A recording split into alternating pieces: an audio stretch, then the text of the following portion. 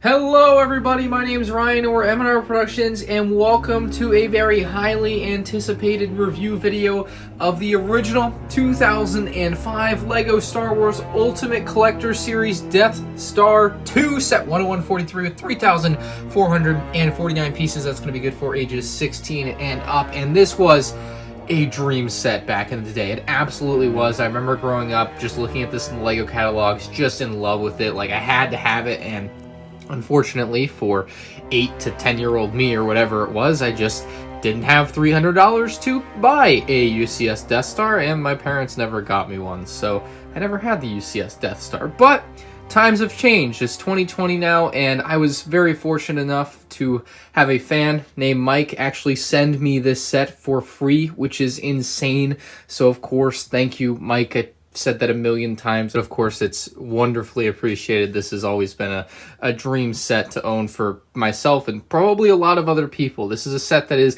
legendary for LEGO Star Wars, I would say. The box art, I believe, takes place over Endor here, and you have a bunch of spaceships flying around. You can see some TIE fighters, some A-Wings, some B-Wings, some X-Wings, even some TIE Interceptors down there, and some Rebel ships, and even a small brick-built Super Star Destroyer, which of course does crash into the Death Star. Spoiler alert, sorry. During the movie. Anyway, I guess I should give you a little bit more information about this particular set from LEGO. When it was released in 2005, it was the biggest or most pieces in a LEGO set ever to date during that time, and of course that has since been surpassed several times by many different sets, and now holding the crown is the UCS Millennium Falcon from 2017. But this set was huge at the time, and that retail price went along with it at $300. Now, adjusted for inflation, you're looking at about $400 in today's money, so that would be the adjusted retail price for this, not taking into account like any licensing or increased production costs or anything, just inflation. And if you want to buy this brand new sealed on eBay or Bricklink or something, you're going to be looking in the price range between $1,000 and $2,000. That's about the price range of buying one of these sealed. They don't sell all that often, but if you do want one sealed, you'll be paying a pretty penny. If you want to grab a used one, you're going to be looking at about $800. There's some information about the Death Star on the back of the box. You'll find that also on the plaque when we get to that. It's got the measurements for the Death Star on the back there,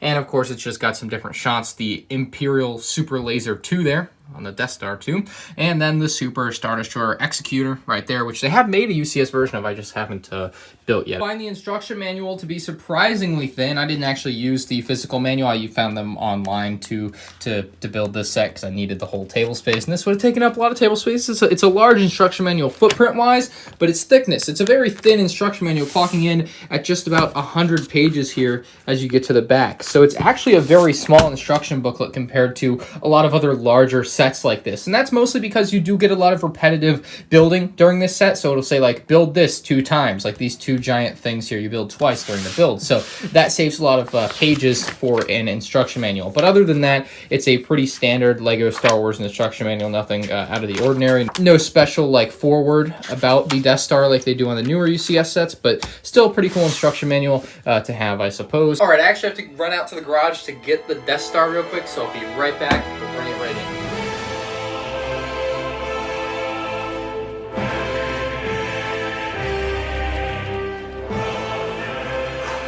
Picking up and moving this thing is not easy. You saw me carry it in here, and you have to hold one hand at the base and one hand on this open flat area on the like broken part or currently being constructed section of the Death Star here, which actually looks really nice. So the way this is built is you actually build 2 of these sections at once. It's like ×2 the build there. So there's this top thing and the bottom thing. They're exactly the same as built in the instructions. You can change them up if you want to. It's very easy to change up stuff like this. It's all just very simple, like pieces, you know, like you'll never notice if you change it, and it's also not noticeable that they're actually the same because it's such a mess. I guess it would be the best way to look at that, and it's kind of flipped like that, so you never know. Point being, very nice look to that. I don't really like this open flat part, I'm gonna be honest. I wish they had finished this out, but it's also kind of necessary to be able to pick up this set, so I think that was somewhere where they just had to make a compromise perhaps, or maybe it's accurate to the film. But I think that without having this spot here to have your hand, you could not pick up and move this set. It would be built in place essentially, and that is not ideal at all for this set. It also is a little bit wobbly to the stand. You can see it's kind of like a lag to the way this thing moves. So if you move the bottom of the stand, the entire Death Star kind of moves a second later. and then it stops a second later, wobbles in place. It's kind of neat that way. So they use basically a bunch of black plates underneath the light gray plates here to just show that it's supposed to kind of be an empty space, a void essentially, which I kind of like. I thought that was kind of creative and fun. And so this whole section is kind of broken into as you move into the currently under construction area, versus the fully fleshed out panels on the rest of the Death Star there. And you'll see more of this black piece usage throughout the Death Star. Like I said, it's just kind of to create the illusion that it's kind of like a void or something. There's not really supposed to be anything there, but they still have to support it. So they wanted to create something that had separation, but obviously if they use light gray, it looks like it's all just one thing. So I really like the way they did that. I will say I did need a couple of 1x3 plates, and I only had 1x3 tiles, so I did change out a couple of those, and you'll see those here, but barely noticeable, something you probably didn't pick up on anyway. We'll move over to the laser cannon now, which is a beautiful build. One of the most frustrating things about the build to me, though, actually, because it just kind of kept falling apart, at least this inner circle section. The green things were fine, but I do want to say, I'm not sure if this is why it's like this, but if it is one of the most genius building things I have seen in a long time. You'll notice that it goes from gray, like light gray, to dark gray, and part of me really thinks that that is to replicate a shadow. I think that's what that's supposed to be doing. Like the shadow is coming, like the light is coming from here. It casts a shadow down from like the opening of the Death Star until like the light can continue to hit it on the backside. So if that's what that is awesome. If that's accurate to the film, like that's just amazing. Like I really liked that thing that I picked up on. I really, really like that. I thought that was really cool. Even if that's not the case, I choose to believe it because it's cooler that way.